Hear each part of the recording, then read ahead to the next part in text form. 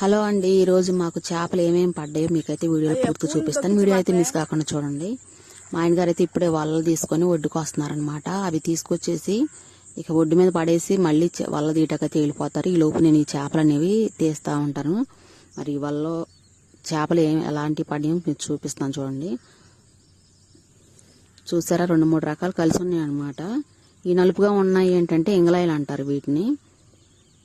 చూసారా, ఇది బతికే ఉంది. ముళ్ళు సైడ్లో తిరగ తీసేస్తాము. అవి తీయపోతే మనం వలలో నుంచి తీయటం చాలా కష్టం అనమాట. ఇదైతే ఇంగలాయి అని అంటారనమాట.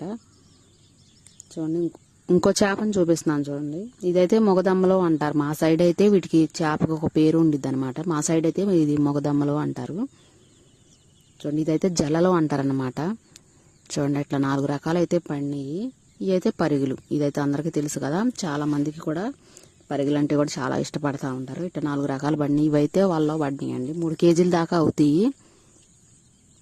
తీయటం అయితే అయిపోయిందండి చేపలు.